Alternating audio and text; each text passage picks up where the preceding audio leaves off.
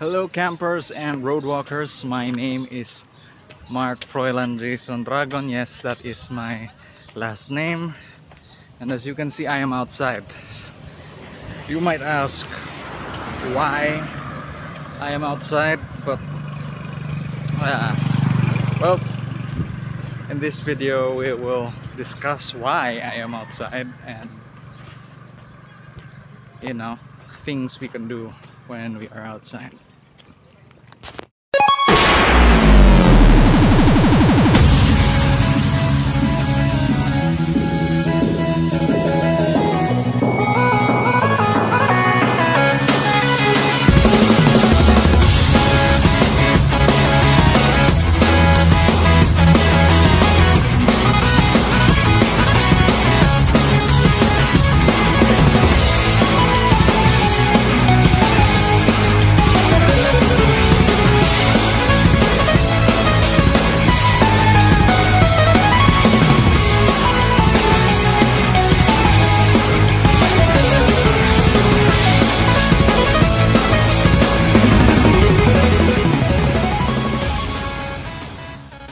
I've been pretty much walking for 40 minutes and yeah, decided to take a break anyway. Yeah, we're outdoors because the topic for this video is about outdoor activities, specifically camping, trekking, and hiking. So, camping is a recreational activity wherein an individual or someone with a specific set of skills sits out in the outdoors to unwind. It's called recreational, diba? God. Matagal na ako hindi naka-akyat. So, when we talk about camping, by definition, it talks about temporarily taking residence or living in the outdoors. So, ayan, when camping, diba, when we think of camping, most iconic na maalala natin is usually Boy Scout or Girl Scout, na kung saan yung mga participants ay naninirahan sa tent or ewan, siguro sa yung APC or yung basically yung mga truck na ginagamit ng mga sundalo. Doon sila natutulog. Camping. So ayan, keyword sa camping is ayan, manirahan, at least ayan, outdoors. Yeah. So now I'm very sure na one of the questions that will be asked, like with all reporters, bakit kasali itong topic na to sa libro where may arnis, may boxing, may taekwondo, etc. Kasali nga sa mountaineering. Ayan, it's part of physical fitness. As you can see, ako nahihirapan kasi I'm not exactly physically fit, but here we are. So ayan. Okay, so let's talk about the history. Syempre, if we're talking about camping, we can't talk about it without addressing where it's from. So originally, camping was it's a well, not a tradition, it's an activity conducted by the military, wherein ayun nga, they will camp outside away from their homes or their bases in uncharted territory. But recreational camping was founded by this guy, Thomas Hiram Holding. Holding crossed the prairies of the United States in 1853 in a wagon train containing 300 people. So ito yung yung camping na with not the purpose of yung mag-scout sa military, pero yung recreational, yung for fun. That's what for the record, that's what recreational means, for fun, and for yung para enjoy lang. Holding wrote the Camper's Handbook in 1908, camped with a canoe cruising the highlands of Scotland in was that 1857, rode a bike, which inspired his book Cycle and Camp in 1898, founded the first camping club called the Association of Cycle Campers in 1901, and many more. Marami siyang ginawa. Yan, I'll just flash it on the screen as I write this. Nakakapagod pala talaga mag-camping, no? So I'll be honest, I'm not here to camp, pero I'm here to demonstrate what going outdoors is like. Kapagod. So anong pinagkaiba ng camping sa ibang outdoor activities is that, ayun, like I said, the minimal requirement for it is that kailangan matulog sa labas, which I'm not going to do because ayan, I will discuss it mamaya. Pero ayan, compared to other activities like picnicking, which is yung lalabas lang sa outdoors, lalabas lang para kumain. Ganda ng view dito. Teka lang, let me show you. Woo! Grabe.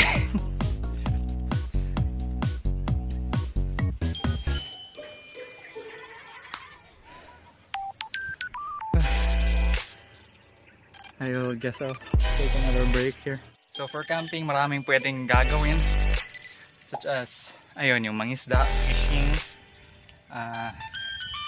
yung syempre lulutuin yung isda pagagabi, magsugba,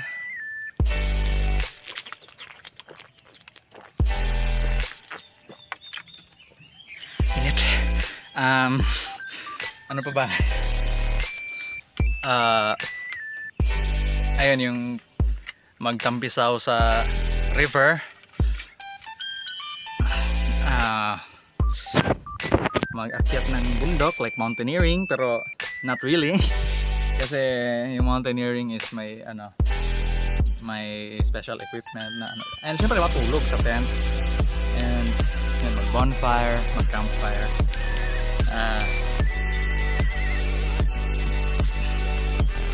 bird watching, stargazing, maganda yon.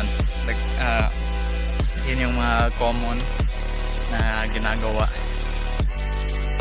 Grabe. Okay, so there are benefits to camping. Namely, ayan, one of those is exercise, like yung nakukuha ko ngayon. Technically, malayo pa dun sa tuktok, as you can see.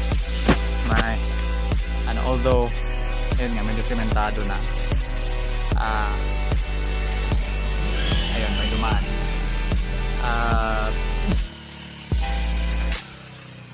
There are many benefits such as in exercise, dahil may exercise, ayun, or dahil may tamang physical activity, mare-regulate yung sleep or yung body clock, the circadian rhythm, as stated. At tapos ayun, gaya ng mountaineering, parang you will feel good about yourself dahil na-achieve ko to.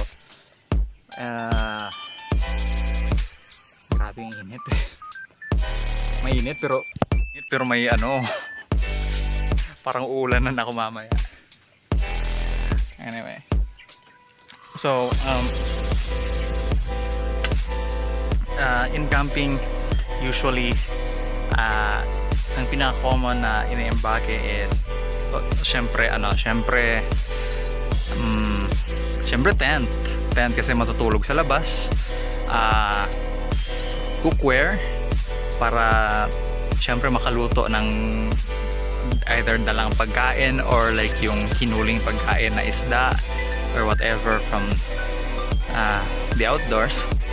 Then chairs and tables, yung foldable, pwede rin hindi kung maka-rich kid talaga, or ayan, like yung paka-electric kasi uso yung glamping ngayon. Yung glamping is yung type of camping pero social siya kasi ayan, di ba, may parang may daladalang, alam niyo man siguro yun, yung may daladalang generator, tapos hindi electric yung lahat ng gamit. So ayun nga, glamping, social. So I guess we should for the sake of it mag bag reveal siguro, like anong dala ko ngayon. So ayan, may damit, may lighter, may kutsilyo pero I don't think I can show that. Then ayan, may dala akong basura na nahablot ko lang kasi I thought it would be useful. And then ayan, medyo makalat nga pero I'll clean that up later. Ayan, tapos syempre water, di ba? Pero may Coca-Cola. Water kasi syempre, ayan, nakita niyo naman ang struggle ko kanina. Ayan. No way but up. Maya pa ako babalik. Woo! Kaya to. Ano nga ba next topic? Ito. Trekking or hiking? Trekking and hiking.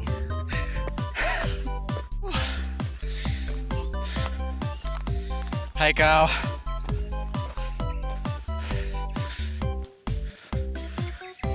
Layo pa. So, trekking and hiking, two different things, very similar but also very different. Normally when people talk about hikes, it's may isip natin, first impression is yun, masaya, di ba? Like may kasama, with friends. That was like ang whole purpose ng hike is i-enjoy yung magandang tanawin. That's a hike.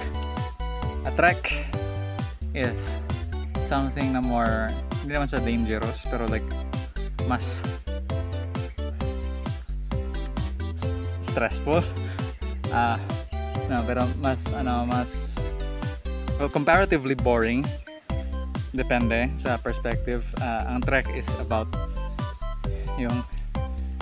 the trek is about the journey, diba? Like yung mag lakad ka into the unknown, or not really unknown, like yung wala masyadong tao, with the whole purpose of ayan, mag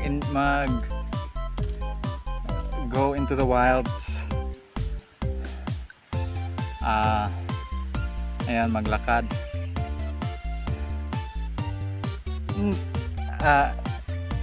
ayan. We'll talk about the differences. So if we're going by definition, what I'm doing is a hike. I guess. Kasi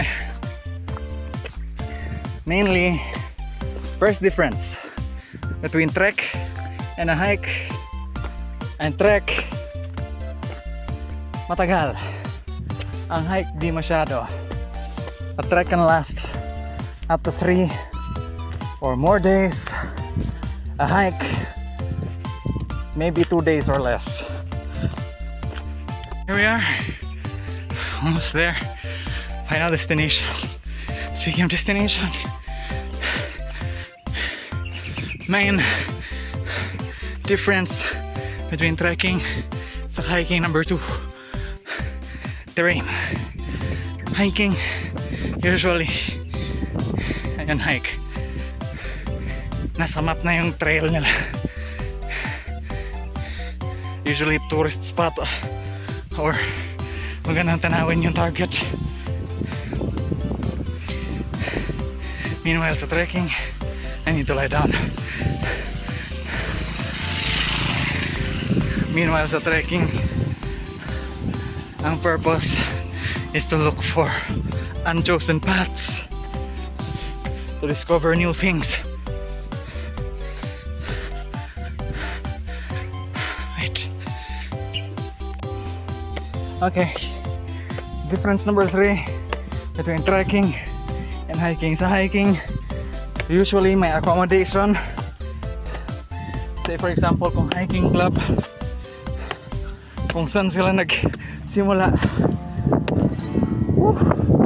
at sila babalik.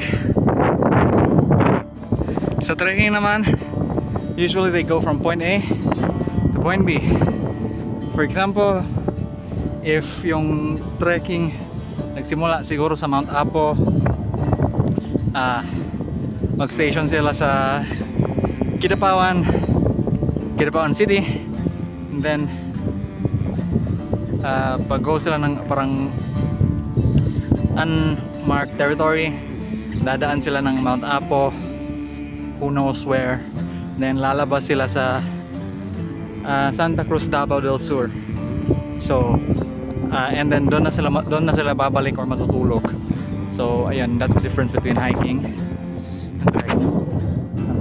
To stop for a moment and like, come on, appreciate natin yung view, diba?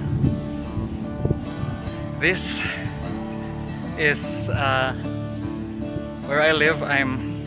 Location reveal. I'm at Matambabay, Kapangi, Municipality of Libungan, North Cotabato. I don't live here specifically. Somewhere over there. I can't pinpoint where my house is. But ayan, clear view.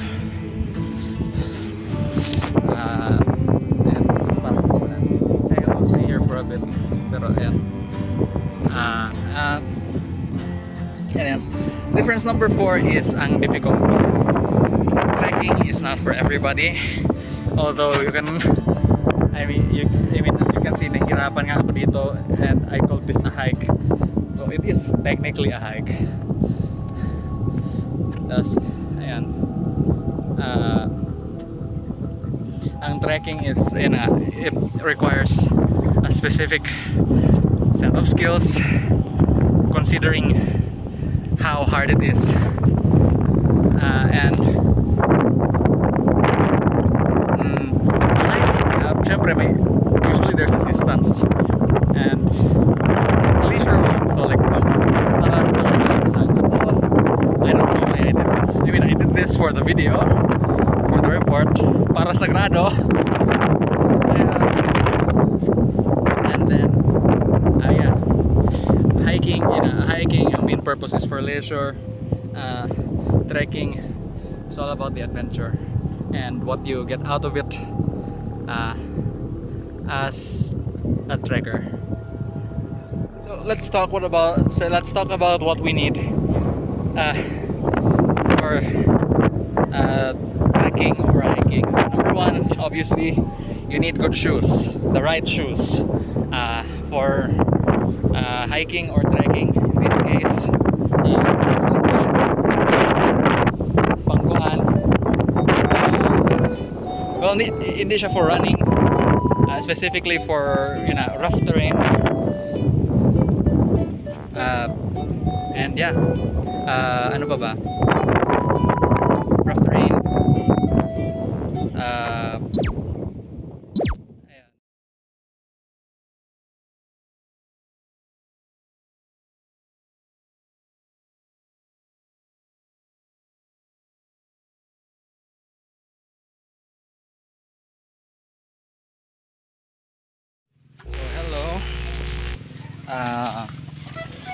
namatay yung battery. So it's a day after the hike. So I will continue my report while I'm doing things at home. Anyway, other things you need for a hike or trek is a map or a GPS. If you don't have a map or a GPS, it is advised to bring someone who is a local to a hike, kasi sa isang trek most likely, you know, the whole purpose of a trek is yung unknown, yung adventure. And then ayan, GPS para ayan, hindi ka you won't get lost, hindi ka maligaw, hindi ka mawala. Few other things na kailangan sa isang hike ay tubig, of course, like yung dala ko kahapon, and of course a way to purify the water. And as you can see, bumaha rin kahapon and kagabi dahil sa malakas na ulan.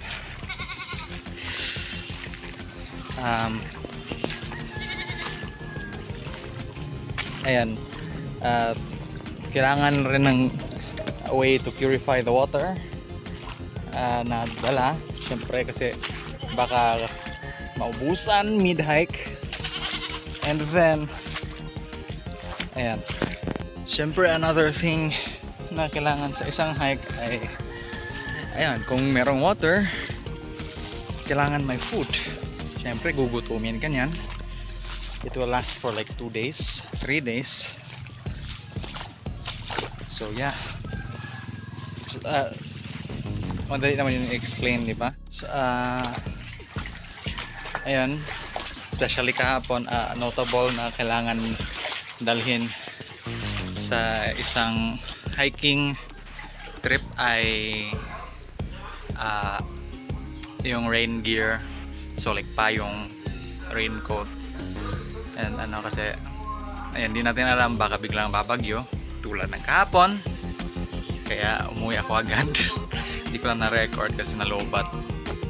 Ayan.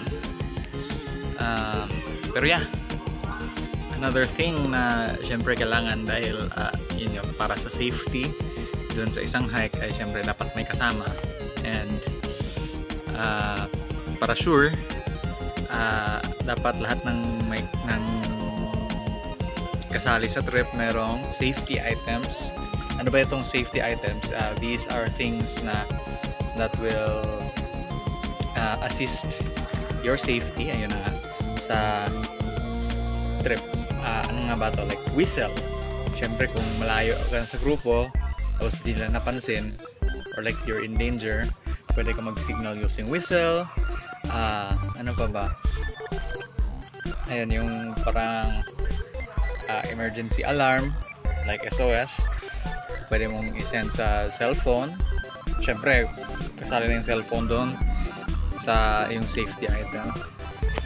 And ayan, tapos flashlight, of course, flashlight, kailangan talaga yung flashlight.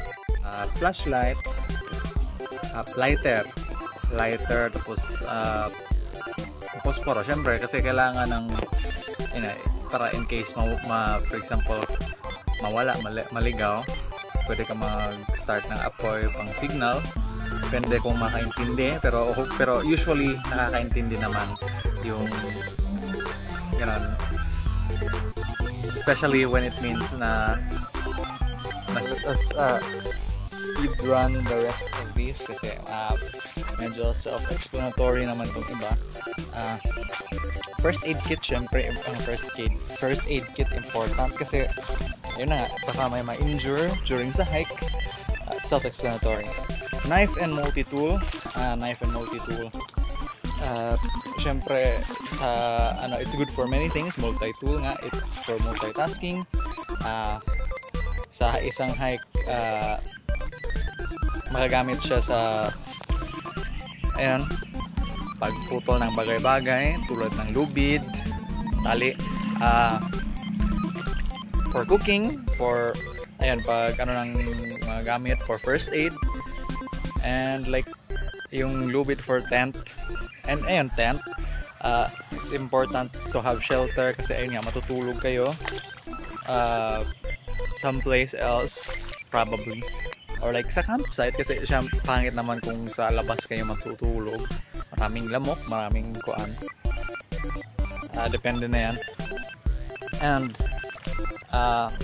ayun, syempre if may rain necessities like yung payong, raincoat, syempre pwede rin gamitin yung payong sa tag-init tulad ng ngayon na ang init.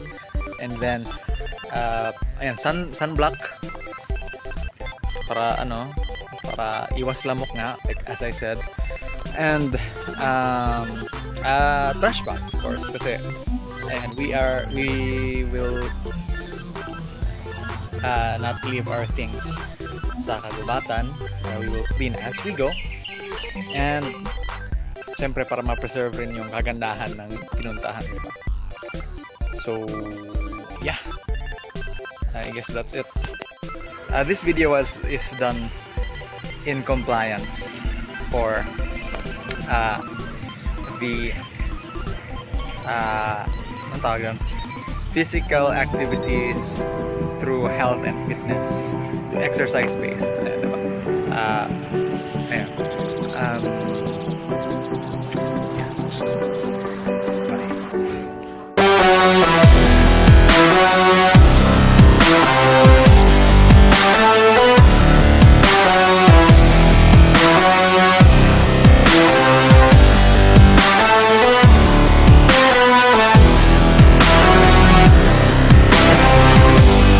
Normally, this is the section of the report where personally I ask everyone in the class if they have questions. Pero since I am making this in the format of a video, if you have any questions, please leave them down below. And